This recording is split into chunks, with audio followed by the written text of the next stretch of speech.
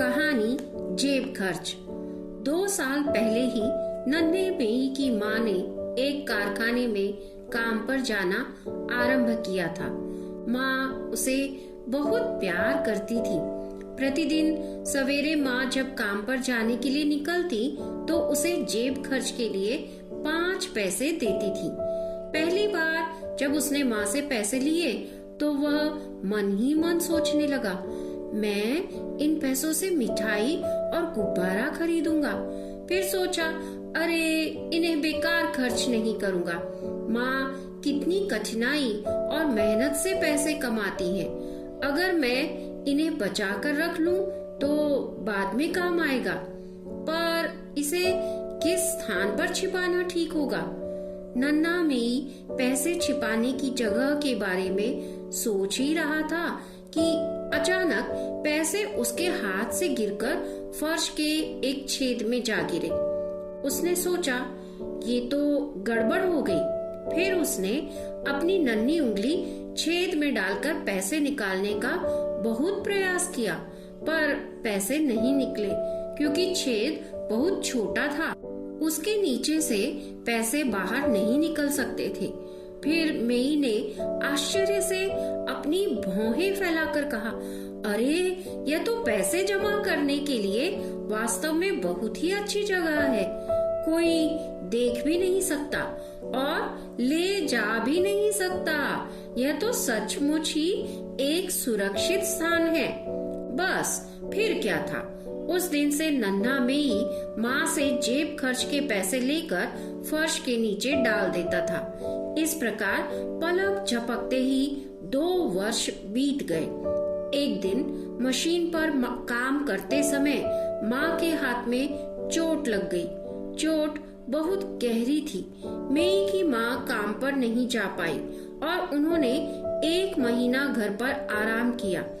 अब नन्हे मेई का जेब खर्च भी मिलना बंद हो गया। कुछ दिन बाद माँ फिर से काम पर जाने लगी।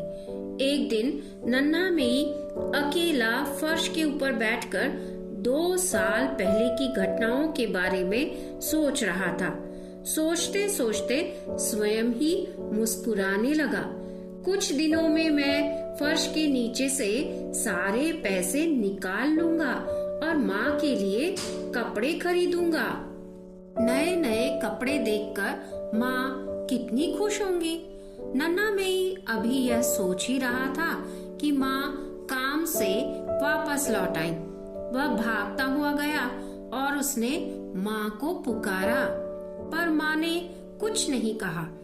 ऐसा लगता था कि शायद माँ आज बहुत चिंतित और दुखी थी और बोलना भी नहीं चाहती थी। नन्हे मेई ने सोचा कि माँ शायद फिर से बीमार पड़ गई हैं।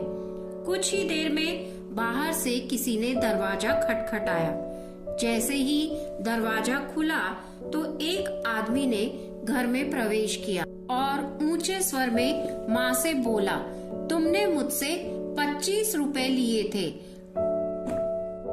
क्या उधार लौटाना नहीं है? श्रीमान जी, मुझे क्षमा कर दीजिए। मैं पिछले महीने काम पर नहीं जा पाई, परंतु अब मैंने काम पर जाना शुरू कर दिया है।